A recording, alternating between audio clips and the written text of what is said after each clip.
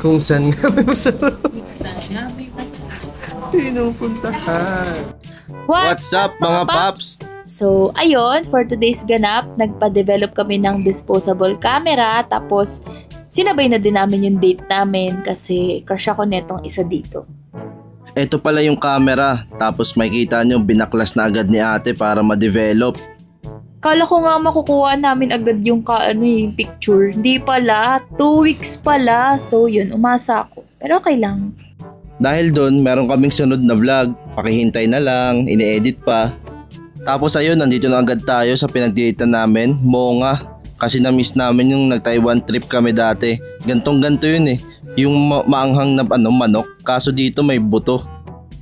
Siyempre, bago kumain, pinipicturean muna niya ako kasi crush niya nga ako eh. Kaso nga lang, medyo na-disappoint ako dito kasi parang di pala okay. Nakakaumay. Pag maraming cheese. Tama, oo. Pero okay lang din. Ako paborito ko yung maanghang. Kaso pag kagat ko may buto, ba yan? Ayan o, sabi ko po, perfect bite, perfect bite.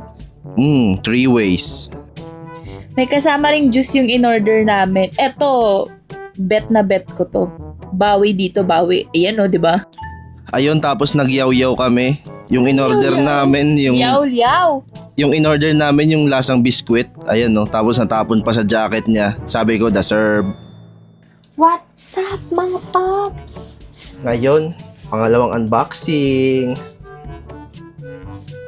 Unboxing. Ayun, tas pag uwi namin, nag-unboxing lang kami ng binili naming upuan. Nag-unboxing rin pala kami sa MOA in the Sky nung itong ginagamit naming mic. Tapos dito sa upuan, siya lang naman yung nagtayo nito. May konting adjustment lang. Baliktad. Balik. Imbis na pa ganun, paharap. Patalikod. Ikaw kasi. The mechanic. Hindi naman ako engineer. Psych ako eh.